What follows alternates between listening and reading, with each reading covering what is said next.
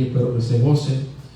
Y al resto de la iglesia, ¿verdad? Usted no me escuchaba la gran mayoría predicar desde el año pasado, así que téngame paciencia en el día de hoy. Gloria al nombre del Señor. Estamos en pie. Gloria al nombre de Jesús. Lucas capítulo 4. Bendito el nombre del Señor. Lucas capítulo 4. Y vamos a hablar de un tema, o bajo el tema de Nazaret o de Capernaum. Un tema que ha estado en mi mente, en mi corazón, dándome vuelta durante todos estos días, hermano. Y yo espero, ¿verdad? Yo espero que usted agarre esa palabra. Olvídese el que usted tiene al lado suyo. Olvídese si aquel vino combinado o no vino combinado. Olvídese si yo pongo la S o la L o la R donde no van. Atienda lo que Dios le quiere hablar. El Espíritu Santo quiere hablar. Amén. Porque su vida puede ser impactada según usted reciba esta palabra en este día. Gloria al nombre del Señor. Lucas capítulo 4, versículo 14.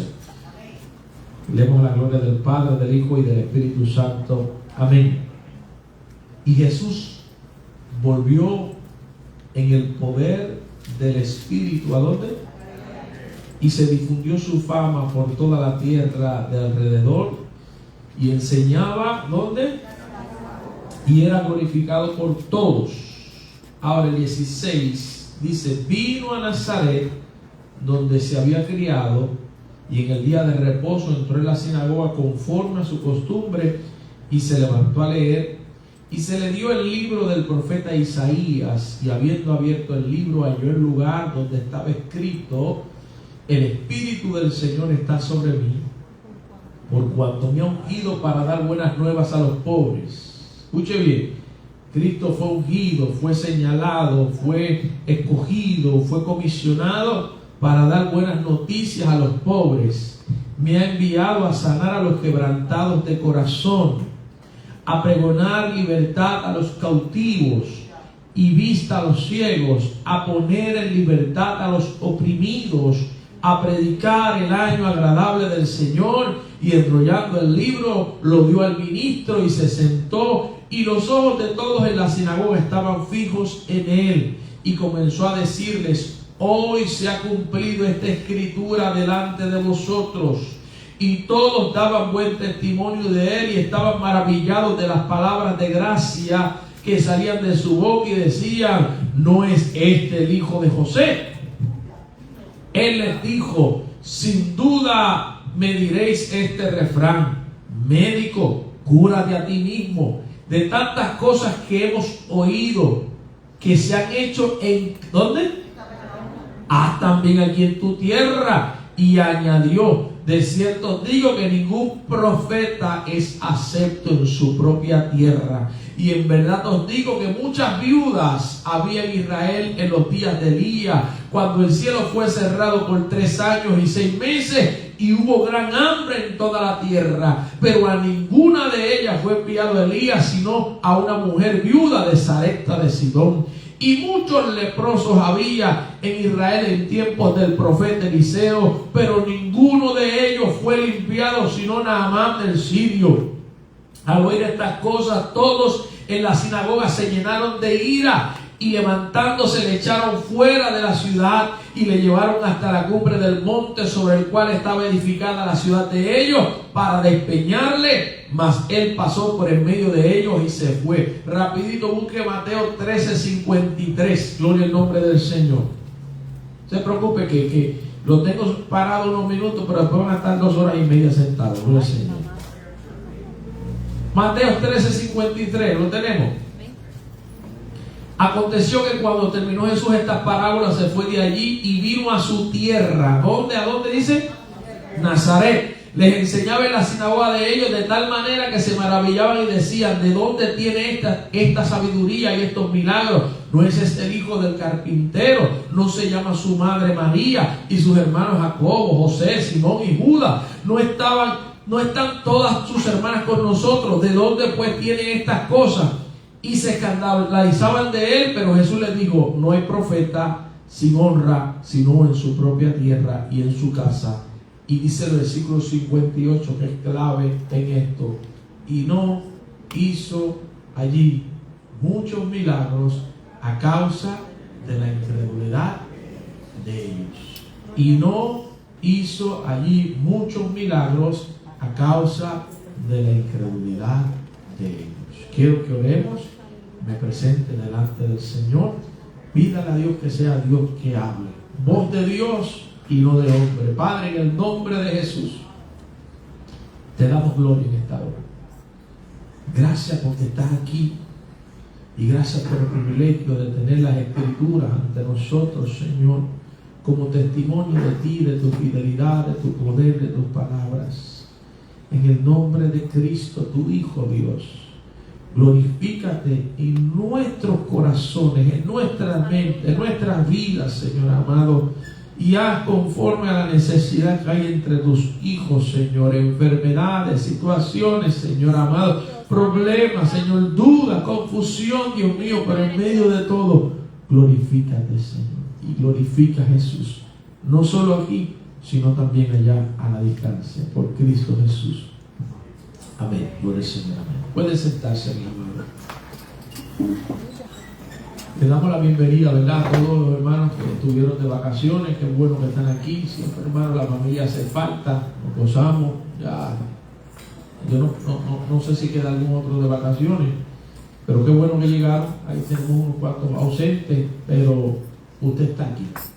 Y por encima de todo, Dios está aquí, aunque ellos nos hacen falta. Gloria al Señor.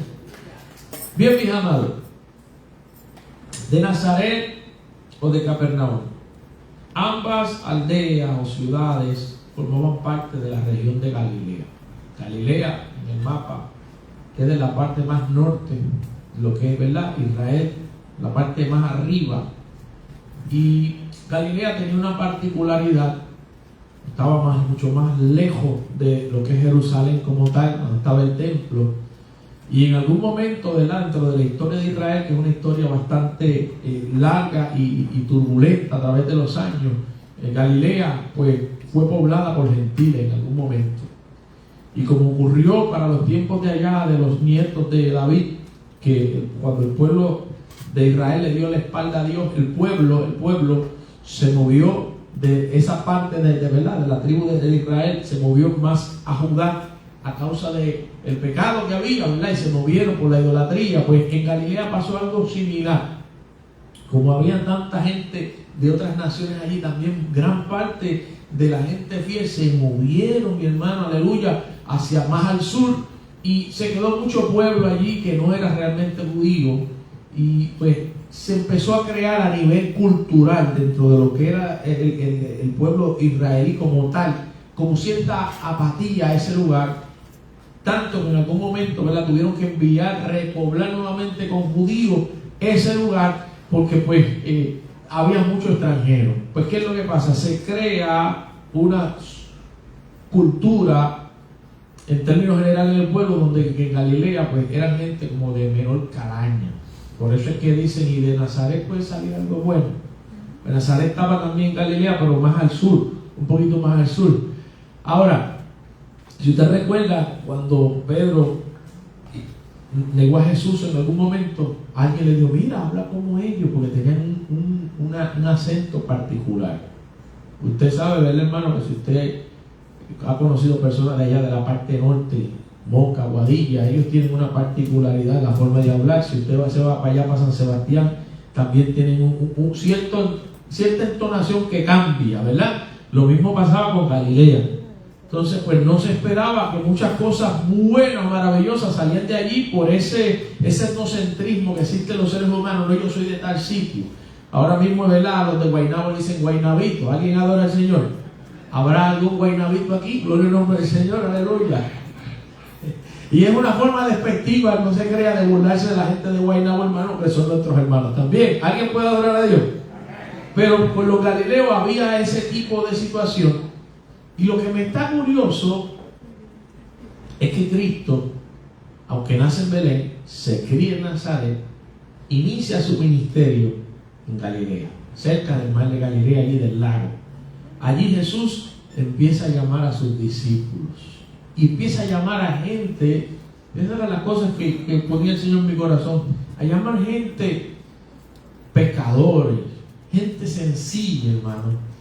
Y Jesús se rodeó de ese tipo de personas. Yo analizaba este tipo de cosas y yo decía, lo que nosotros le damos importancia, porque el hombre carnal busca el que tiene fama, el que tiene brillo, pero Cristo no vino a buscar el que tenía fama, el que tenía brillo. Cristo vino a buscar el que era sencillo, el que tenía un corazón, ¿verdad?, dispuesto. Y en eso mover, ¿verdad?, los que estuvieron aquí, el último mensaje que yo prediqué domingo aquí antes de irme de vacaciones, recuerden que yo hablé bajo el llamado. Los que seguían a Jesús, los que decidieron seguir a Jesús, ¿se acuerdan? Dentro de esa persona hablé el caso, ¿verdad?, de Pedro, pero también hablé el caso del joven rico, que aunque tenía intenciones supuestamente de seguir, decidió no seguir a Jesús cuando Jesús, ¿verdad?, lo puso entreguido. Mas sin embargo, cuando Jesús está en Galilea, que hace la aparición en la vida de Pedro y de Andrés y los demás discípulos, Jesús le hace un llamado y ellos están dispuestos a dejarlo todo por seguir a Jesús. Así que yo analizando y decía, ¿de qué madera estaban hechos la gente de Galilea?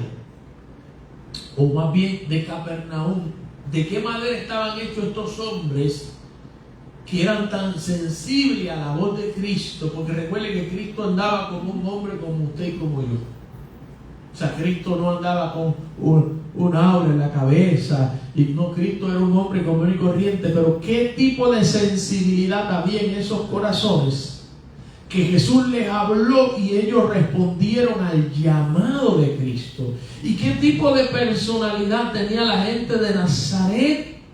Que esa gente de allí no creyeron el mensaje, aún siendo Cristo de aquel mismo lugar. Y el Señor traía esto a mi mente, porque Galilea puede representar la iglesia. Nosotros somos la iglesia. Cristo está en Galilea, pero en Galilea existía Capernaum y existía Nazaret. Podemos haber dos tipos de personas dentro de la congregación. Dos tipos de personas. Uno que cree y otro que no cree. Jesús tenía una particularidad y era una enseñanza, algo que yo tomé y que se lo entrego. Jesús iba por costumbre a la sinagoga a estudiar la palabra del Señor. El pueblo hebreo se reunía los sábados siempre regularmente, el día de reposo, ¿verdad?, a estudiar, y Jesús siempre estaba en la sinagoga estudiando. Usted y yo, si somos seguidores de Cristo, donde se hable la palabra, si usted quiere servir al Señor, usted debería estar ahí.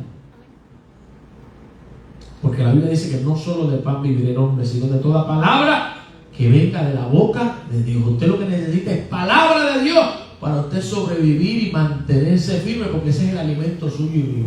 Cristo da esa enseñanza. Primero está en Capernaum, en la sinagoga, pero después se mueve a Nazaret. Y cuando yo veo la recepción o cómo la gente de su tierra lo trata, hermano, eso me toca el corazón. Porque ¿cómo es posible que Dios esté en el medio nuestro, moviéndose, tocando, y que por mi incredulidad yo no alcance un milagro? ¿Será que Cristo amaba más a la gente de Capernaum que a las de Nazaret, que era su propia tierra? ¿Será que Cristo tenía un amor específico más grande por la gente de Capernaum? No era eso. Era simple y sencillamente que la gente de Capernaum le creyó. Si la pastor, ¿cómo es eso? Explíqueme. Bueno, vamos allá. El primer casito que tenemos es del mismo apóstol Pedro. Yo le hablaba en estos días a mi barbero. Gloria a Dios por los barberos que no podía hablarle allí, aleluya. Y ella tiene que escuchar a uno obligado, aleluya. Y le hablaba el caso de Pedro, cómo el Señor ministraba mi corazón. La Biblia dice que Pedro estuvo toda la noche.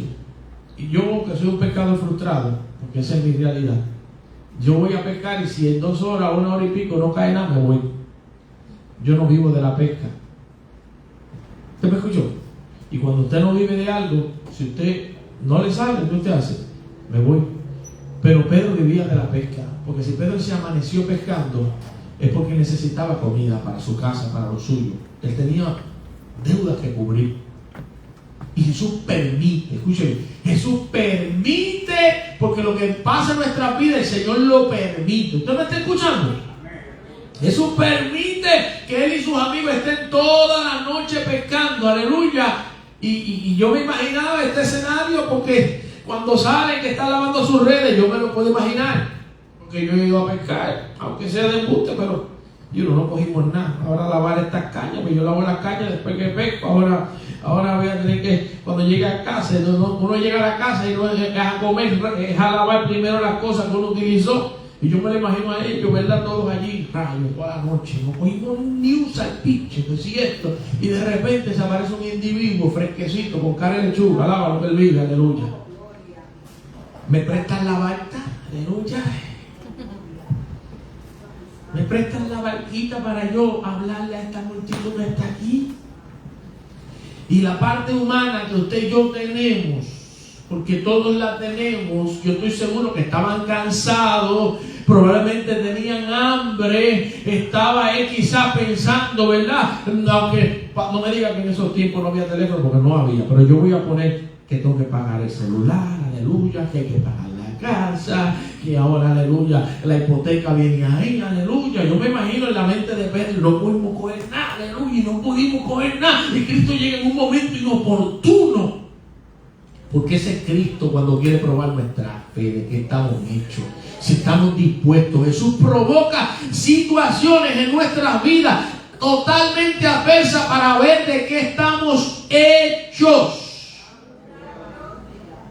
Lo permitió todo, aleluya. Y Pedro, me imagino, aleluya, aleluya, usa. Y después Jesús le dice, boga un poquito, aléjate un poquito de la orilla, porque es que quiero hablarle. Ay, amigo, estoy cansado, aleluya. Y entonces yo, ¿verdad? Hablando, y Jesús hablando el sermón allí, predicándole a la gente, y Pedro allí en la barca. Los pensamientos, porque esa es nuestra batalla mental. Acuérdate que tienes una deuda en la tiendita, acuérdate que tienes que pagar los impuestos de Roma, no cogiste nada.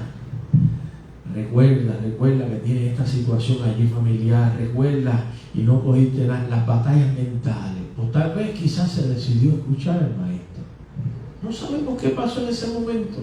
El hecho es que el que no cogió nada tenía al maestro en su embarcación, le prestó, hermano. Cuando yo vi este gesto de cuando usted se despoja de usted para usted ser de otro, eso fue lo que Pedro hizo en ese momento. Se despojó, no permitió que su naturaleza carnal lo dominara y decidió prestarle la barca al maestro. Cuando usted pone los recursos, sus capacidades, lo que es usted, aunque sea limitado, en las manos del Señor, mire, Dios nunca se queda con nada de nosotros. Nunca se va a quedar con nada que usted y yo le demos al Señor. Él le dio lo que él tenía en ese momento, la embarcación. Y cuando Jesús termina, te dice, ¿de qué están hechos la gente de Capernaum? Bueno, de fe. Boga mal adentro y tira la red. No, maestro, pero es que hemos estado pescando toda la noche. Y cuando usted analiza esta escena, yo sé que Pedro dijo, pero es que no hay forma, nosotros tiramos esta atarraya como 300 veces anoche, aleluya, y ahí los brazos los tengo cansados, porque a uno se le cansan los brazos, ¿cierto? Cuando usted hace algo muchas veces, usted se le cansan los brazos, y yo estoy cansado a tirar eso otra vez. Pero es lo que Dios quiere de nosotros, es lo que Pedro nos enseña con su vida, es que nosotros aprendamos a sobreponernos a las dificultades e ir un poquito más allá con tal de creer lo que dice el Señor. Porque si usted no cree lo que dice el Señor, usted no va a actuar. Y Pedro dice algo que debe marcar a todo creyente. Si usted es una persona carnal, que es una persona carnal, que todo lo ve desde el mundo físico, todo lo analiza en base a términos matemáticos, en base a lógica, usted no va a conocer al Dios de poder que nosotros le servimos. Usted tiene que poner su fe un poquito más allá y aprender a descansar. ¿Qué es descansar? Lanzarse en los brazos del Señor y creer lo que Él ha dicho en su palabra, para que usted pueda ver el poder de Dios manifestarse en usted. De eso estaba hecho la gente de Capernaum. Así cuando él boga mal adentro, aleluya, él le dice, pero voy a tirar la red, pero en tu nombre. Entonces, esa palabra es la clave de todo creyente que permanece firme, que permanece constante, que le llega la salsa y el guayacán como a todo mortal, porque a todos nos llegan problemas y situaciones, pero siempre sale a flote, aleluya.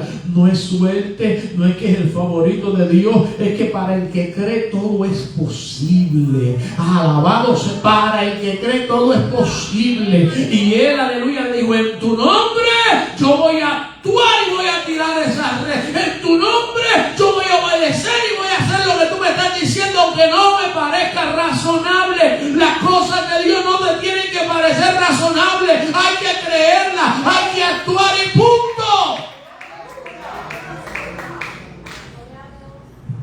Y yo me lo imaginaba y hablaba, toqué algo el miércoles aquí, que allí no había salpiche, porque habían tantos peces en la red que se estaba rompiendo, y llenaron una barca y llenaron la otra, aleluya.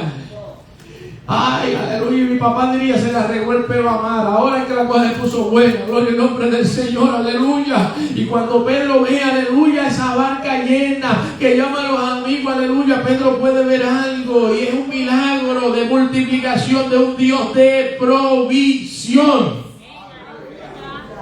Entonces, ¿cómo es posible que Jesús va y abre el libro de Isaías y le está diciendo: mira, yo tengo esta oferta? ¿Cuál es la oferta? Yo vine a sanar a los enfermos, yo vine a dar libertad a los cautivos, yo vine a pregonar libertad a los que están presos en la cárcel, a los de los corazones quebrantados. Yo vine a traer buenas noticias. En otras palabras, mi mensaje es que todo aquel que sea pobre y que esté en necesidad, yo tengo unas palabras de esperanza. Yo no sé hoy cuál es su necesidad, pero el Cristo mío, cuando llegó, dijo: yo vine a dar respuesta a tu crisis, a tu situación, aleluya, si tan solo tú estás dispuesto a creer. Entonces Jesús abre un menú de oferta ante toda Nazaret allí, todos los que estaban en la sinagoga, y ellos empezaron a dudar, porque es algo triste, hermano, y esto tengo que decirlo. Jesús lo dijo: no hay profeta sino en su propia tierra. No creyeron. Él es el hijo de José. Mateo lo especifica un poquito más. Sus hermanas están con nosotros. Él es hermano de Santiago, él es hermano de fulano, fulana. Su mamá la conocemos, aleluya. Y dice allí en el libro de Mateo que no hizo muchos milagros allí porque no había fe. Ambas ciudades pertenecen a Galilea. Y mi hermano, nosotros tenemos que pedirle al Señor que nos ayude a ser de los de Capernaum, los que creemos en lo imposible.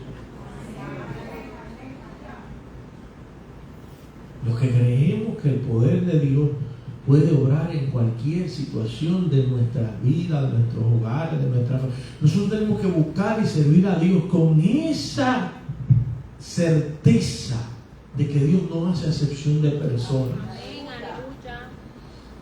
Nosotros tenemos que acercarnos a Dios creyendo de qué estaban hechos la gente de allí, de aquella ciudad. Pues mira, la gente de aquella ciudad tenían algo, y era que tenían fe. En Capernaum es que ocurre el milagro, mi hermano, donde estaba aquel hombre paralítico. Jesús estaba en una de las casas de allí, predicando, enseñando, y cuando llegan, ¿verdad?, con la multitud de gente no podían entrar. Y esto es una enseñanza que tocaba mi corazón. No había manera de entrar. Y qué feos somos los seres humanos. Usted me va a perdonar, pero qué fácil nos rendimos cuando la vida se nos pone difícil las cosas. Yo he aprendido algo. Ya se cayó. Yo he aprendido algo en este caminar. Y es que cuando Dios quiere hacer algo poderoso en nuestra vida, regularmente la noche se pone bien oscura. Pero todos hemos escuchado esta expresión, que cuando la noche es más oscura en nuestra vida, es porque ya está más cerca el alba del amanecer. O sea, y si nosotros nos rendimos ante las dificultades y nosotros tiramos, ¿verdad?, la toalla, tiramos las herramientas y nos rendimos y decimos que no vamos a poder, nunca vamos a ver a Dios. Porque Dios permite, la Biblia dice que Dios no nos va a dar una carga que nosotros no tengamos. Escuche, Dios no puede mentir. Ciertamente hay momentos que decimos: yo no puedo, Señor, ya ayúdame. Ciertamente hay momentos que hemos tenido que llorar, que hemos tenido, mi hermano, que meter la cabeza entre las almohadas, donde sea que esté, y lágrimas. Señor, ayúdame porque yo no puedo con esta carga. El Señor sabe hasta dónde va a permitir que la carga llegue a nuestra vida. Dios lo que espera es que nosotros aprendamos a confiar. Y aquellos hombres llegaron allí, si llego a ser yo tengo que ser honesto. Probablemente yo me hubiese ido.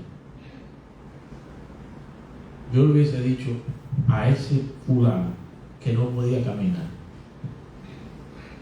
Ya está lleno. No hay manera. Pero ¿qué enseñanza Dios nos da con esto? ¿Cuántas personas nosotros conocemos? Yo siempre he querido desarrollar eso aquí en la iglesia y se me ha hecho difícil entre los hermanos. Fíjense que estamos más dispuestos a pelear y a criticarnos que a ayudar. ¿Cuánta efectividad tendríamos dos o tres hermanos si sabemos que Efraín tiene una situación y nos unimos con Efraín y le decimos, vamos a orar con usted? Como decía la pastora aquel día, que se encontró unas hermanitas buenas en su iglesia y ella era estéril y no podía, ¿verdad?, tener hijos, lógicamente, y unas hermanitas se decidieron unirse a ella para orar y estuvieron 3 meses orando y Dios hizo el milagro. Eso es lo que ocurre ahí. Pero es más fácil nosotros pelear entre nosotros, es más fácil envidiarnos, es más fácil desear lo que tiene el otro sin saber que lo que tiene el otro se lo dio Dios y que Dios tiene algo que es suyo y que tiene su nombre nada más. Pero la gente de Capernaum no eran así. La gente de Capernaum creían que el problema del hermano era el suyo y dijeron, yo estoy caminando, yo estoy de pie. Yo quiero que él esté de pie también. Yo quiero que él también pueda volver a tener su vida nuevamente. No me voy a rendir. ¿Qué tenía él? No se rendía. Eso tenía la gente. Hicieron un roto en el techo. ¡Qué bravos son!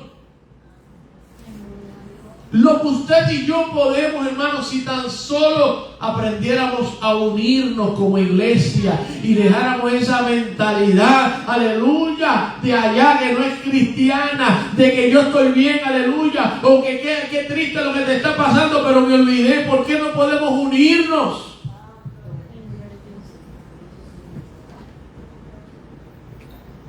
Yo no sé cuántos eran. El hecho fue que ellos hicieron un esfuerzo. Porque usted prepara a una persona. Mire, hermano, lo que son los enfermos y los muertos pesan demasiado por el nombre del Señor. Yo imagino levantando a aquel hombre en esa silla o en el lecho, que estaba una. ¡Pújalo! ¡Ay, qué pesa! ¿Sabe lo que implica eso? Que muchas veces tenemos que desacomodarnos nosotros para poder servir a nuestro hermano. ¿Pero por qué? ¿Cuál es nuestra insistencia? De que si yo estoy bien, ya el mundo está bien. Yo no puedo ver a una persona con necesidad que no me duela. No puede ser.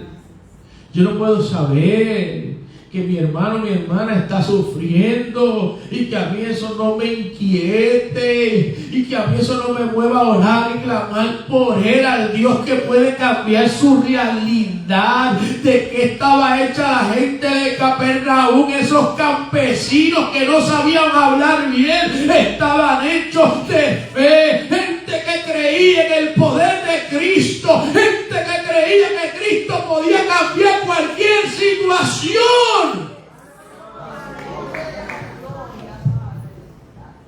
La idea era llevarlo ante Cristo.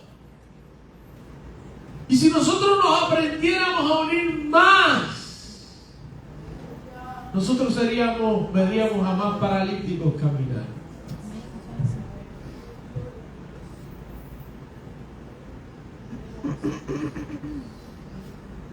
Tenemos que rogar a Dios que nos llene de la humildad y la sencillez, hermanos, para vernos por lo que somos, hermanos. Somos hermanos. Somos hermanos. Distintas madres, carnales, distintos padres, tal vez distintos países, pero somos el pueblo de Dios.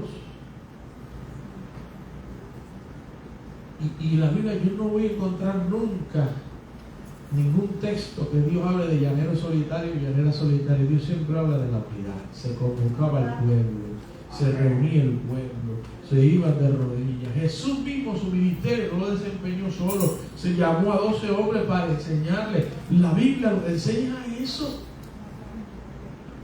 Pero vivimos en una cultura, mi hermano, que nos ha enseñado, la maldad ha aumentado tanto, que nos ha enseñado a encerrarnos, y cuanto más nos encerremos mejor, pues no aprendamos a amar, y más a los de la familia de la fe, como dice la palabra, es mucho más a los de nuestra familia de la fe, aleluya, a unirnos, no para hablar lo que no tenemos que hablar, sino para buscar la manera de cómo ayudar, solucionar, cómo pedirle al Señor, aleluya, que el Señor haga un milagro.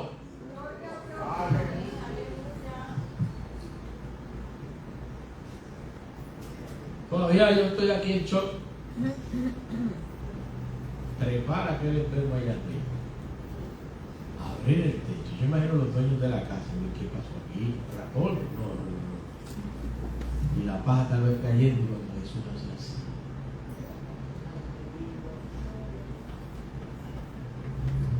¿Sabes quién fue sano? Por la fe de ellos. No fue sano porque estaba enfermo. Fue sano por la fe que ellos mostraron, así lo dice la Escritura, por la fe de aquellos hombres que mostraron.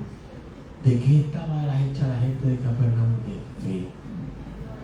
La pregunta es: ¿de qué estamos hechos nosotros? ¿De qué estamos hechos? Es la gente de Capernaum cuando el Señor llama a Pedro y a Andrés, a los hijos de Zebedeo, y los llama y le dice: sígueme. Ellos no siguieron, porque escuchar la voz del Señor es despojarnos de nuestra naturaleza que está tan pegado a lo que nos da seguridad y garantía, hermano, aleluya. Ellos estuvieron dispuestos a soltar eso por contar de seguir al Maestro y ver su gloria. Y entonces Pedro dejó una barca. Pero Pedro fue constituido, mi hermano, un líder de la iglesia. ¿Por qué? Porque era el más lindo, era el preferido. No, estuvo dispuesto a creerle a Cristo, estuvo dispuesto a dejarlo todo por seguir a Jesús. Nosotros hay muchas cosas en nuestras vidas que tenemos que echar a un lado si queremos ver a Jesús realmente en nuestras vidas. Son muchas las cargas, muchos los pecados, muchas las cosas que nos impiden acercarnos más a Cristo, y por eso no vemos los milagros, por eso no somos testigos de la grandeza del poder de Dios, porque no estamos dispuestos a renunciar a ciertas cosas que es necesario que renunciemos. ¿De qué estaba hecha la gente de Capernaum? Era gente, mi hermano, que intercedía por otros. Jesús, estando en Capernaum, va a la casa de Pedro. La suegra estaba enferma. Yo meditaba en todas estas cosas. ¿Por qué, Señor? ¿Por qué los de Nazaret se preguntaban eso en sus corazones? Aleluya, que a los milagros que hiciste en Capernaum, a los aquí también, que esta es tu propia tierra. Bueno, lo que pasa es que la gente de Capernaum tenía otro tipo de corazón. Y cuando Jesús está ahí en casa de Pedro, Carlos, si tú me aprendes ese aire, yo te lo agradezco. Aleluya. Cuando le dijeron, le rogaron. ¿Usted me escuchó? Porque cuando hay veces que oramos al Señor y si no, le rogaron. Le rogaron por la suegra de Pedro. Y cuando le ruegan por la suegra de Pedro, ¿qué hace Cristo? El milagro. La sanó. Dice que después se levantó y le servía. Que tenía la gente de Capernaum que se amaba, que se preocupaban los unos por los otros.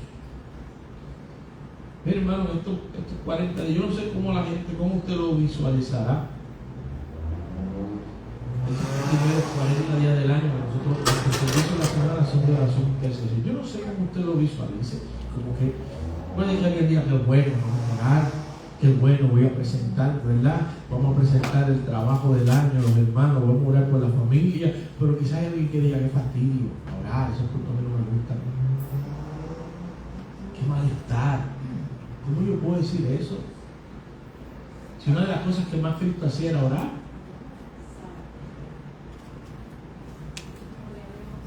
En estos cultos, cada uno de nosotros deberíamos sentir una carga de aquí, que aquí hay hermanos que están llevando unas cargas bien duras en estos tiempos. Bien duras. Y nosotros deberíamos estar aquí cada uno unidos suplicando porque Dios tenga misericordia y Dios haga algo. Es lo que Dios espera de la gente de Capernaum. Gente que no esté a la expectativa para mirar a que, sino entender que ellos pueden ser parte del plan de Cristo. Cada una de esta gente que intercedieron, vieron la gloria de Dios en sus vidas cuando vieron que Jesús contestó sus oraciones y que el Señor hizo el milagro. Usted va a ver a Dios cuando usted crea que Dios es real y poderoso para hacer. Si usted no cree en el poder que hay en Dios para resolver cualquier otra situación, va a seguir con sus situaciones. Pero si usted cree, la Biblia dice que para el que cree todo es posible. Por eso le dijeron, Sara la suegrita, por favor, Señor, Sara. Es majadera, pero Sara, Señor, aleluya. Y tal vez usted en algún momento va a orar quizás por Dios. Ay, pastor, quiere esto y esto, pero el Señor lo obra y ten piedad. La gente de Capernaum tenía fe en Cristo. Estando en la misma sinagoga, en una sinagoga allá en Galilea, también llegó un endemoniado y allí Cristo lo hizo libre. Cristo lo libertó. Un leproso vino al encuentro, Jesús lo limpió. Gente que se acercaba. El leproso viene y cuando se acerca Jesús hace el milagro. La pregunta es: ¿qué tan cercano estamos nosotros a Jesús? ¿Qué tanto en nuestra intimidad nosotros realmente nos estamos acercando a Él, entendiendo que Él puede cambiar el destino de nuestras familias, de nuestros hermanos, de nuestros vecinos, que la oración intercesora suya y mía tiene poder? ¿Cuándo nosotros vamos a entender que Dios dice en su palabra que Dios está buscando gente que se mete en la brecha, que Dios nos llama, que somos guarda de nuestro hermano? ¿Cuándo vamos a entender, aleluya, que si mis hijos están gordos y colorados, que si la cuenta está bien y todo está bien y el mundo está bien? No, si yo estoy bien, yo debo querer que el otro esté bien. Si yo estoy saludable, yo quiero querer que el otro esté saludable. Si Dios me está bendiciendo, yo debo entender y querer que Dios bendiga al otro. Si yo puedo dormir en paz, yo quiero que el otro también duerma en paz. Esa es la iglesia. ¿Acaso Cristo no vino y se entregó? Mi hermano, se despojó completamente, se quitó ese traje de grandeza, esa corona, aleluya, para morir por nosotros. Él nos dio el ejemplo. No podemos seguir disfrutando de los manjares de la tierra prometida sabiendo que hay gente hambrienta.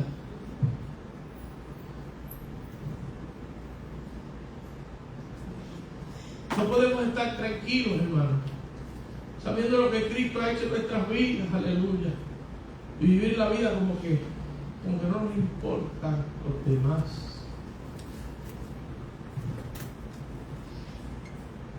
Tenemos que gemir delante del Señor porque Dios cuenta con nosotros. Ayer estaba en un retiro y decía un pastor: Dios trabaja con nosotros cuando nosotros oramos. Nosotros trabajamos con Dios, aleluya. ¿Qué vamos a hacer? ¿Cómo que no hay tiempo para orar? ¿Cómo es que yo no puedo orar? Es porque quizás estás orando por ti nada más.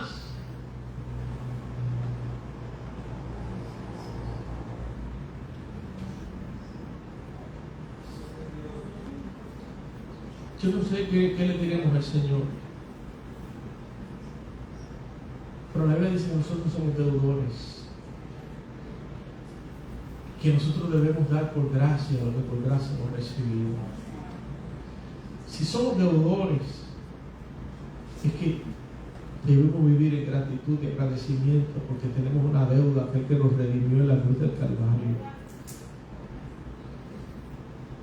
Si Cristo ha cambiado nuestra existencia, nosotros debemos anhelar eso mismo para otros. La pregunta es, ¿de dónde son?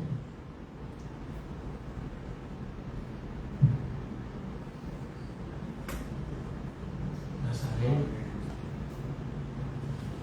Todavía me pregunto, ¿cómo es posible que Jesús estaba en su tierra con su gente, con su muchacho que se crió, y allí no pudo hacer muchos milagros porque la gente no quiso creer? Yo no puedo, no se puede, no.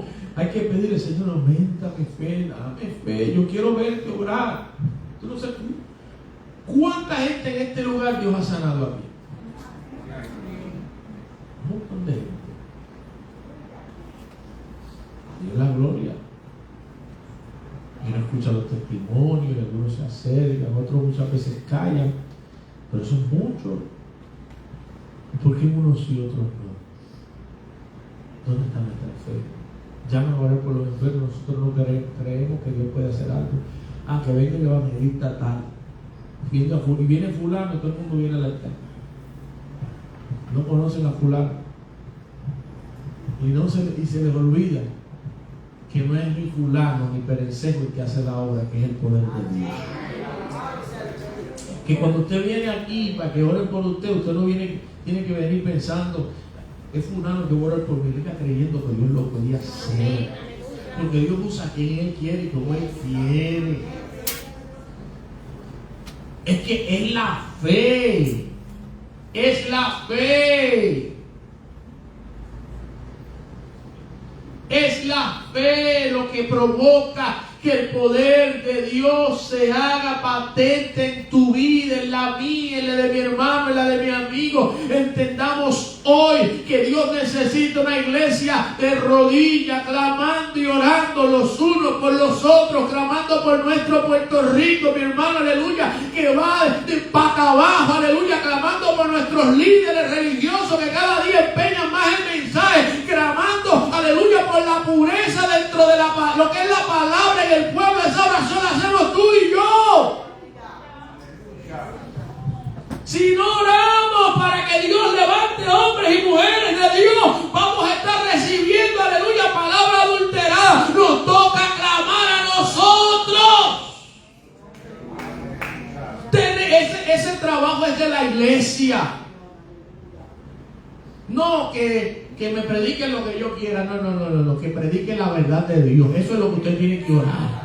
No que predique como a mí me gusta, aleluya. Así. No. Señor, palabra de Dios. Dime la verdad. Aunque me duele, yo quiero la verdad. Pero eso nos toca a nosotros clamar, gemir y decir, Señor, queremos palabra de Dios. Palabra de Dios. Palabra de Dios. Palabra de Dios. ¿Usted se cree que yo no estoy preocupado por lo que yo estoy viendo? Yo no sé si a usted le preocupa, pero antes se había un culto y no se sentía a Dios. La gente estaba incómoda, se sentía y pasó. Pero cuando uno ahora llega a la iglesia y lo que está loco por irse, algo no está bien en nosotros.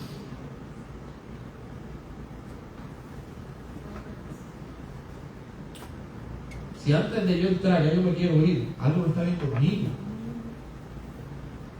Entonces yo tengo que reconocer esa realidad en mí y ir delante del Señor. O sea, lo más fácil es dormirse despierto en términos espirituales. El Señor cuenta con nosotros. Jesús se rodeó de la gente de Capernaum. La mayoría de sus discípulos eran de allí. Yo no sé si usted entiende el mensaje. Jesús está buscando hombres y mujeres sencillos que quieran seguirlo, que confíen en Él, en sus promesas, que le busquen. Jesús no está buscando, aleluya, alta alcurnia. Jesús no fue a Jerusalén para rodearse de los sumos sacerdotes, de la gente elegante y sabia. Estudió de allí. Jesús se rodeó de humildes pescadores, obreros, pero eran hombres que le creían. Eran mujeres que le creían fielmente sus palabras. Y esos hombres fueron testigos del poder de Dios, aleluya. Y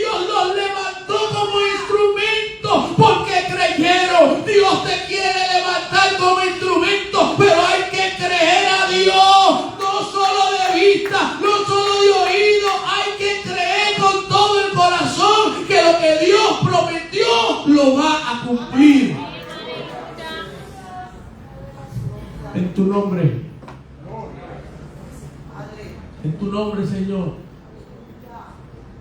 Jesús, sánala. No nos vamos a rendir. Vamos a abrir el techo porque tiene que llegar a los pies de Jesús. Hay gente alrededor nuestro que Jesús quiere que rompamos el techo para que lo traigamos ante Él. Nuestras oraciones son las que los van a traer. Hermano, es la oración la que rompe las cadenas, hermano. No digamos que no tenemos tiempo, aleluya, no. Dios nos va a llamar a cuenta, Dios nos va a llamar. Dios nos va a llamar y nos va a decir que hicimos, aleluya.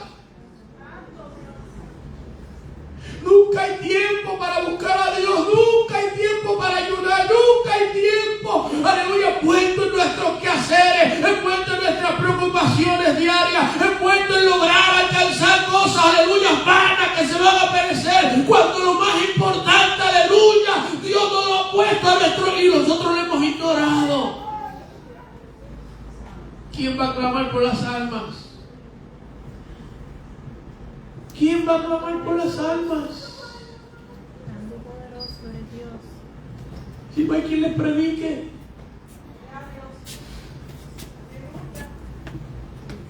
¿Cómo irán? Es a la iglesia. Somos tú y yo. Somos tú y yo. Y no diga cómo. Simplemente cree. Simplemente camina, síguelo. Él hace recto, síguelo.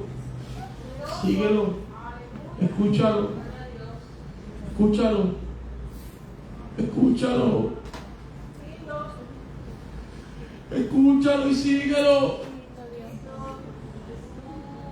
El corito que dice: quiero seguir las pisadas del maestro.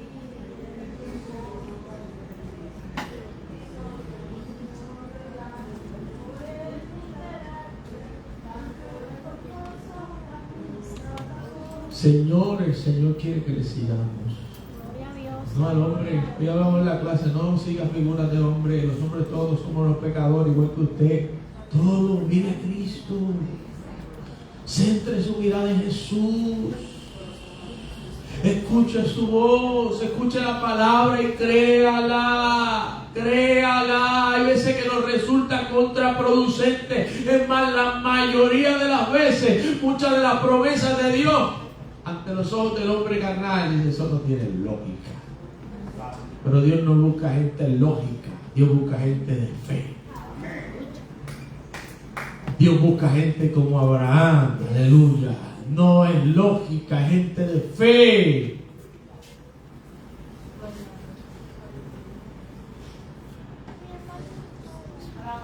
Póngase en pie, Estado.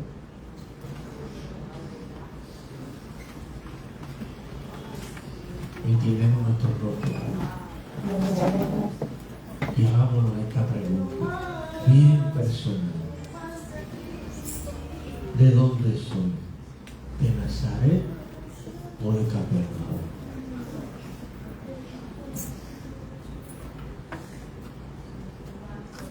¿De dónde soy? ¿De Nazaret o de Capernaum? Padre, predicado tu palabra.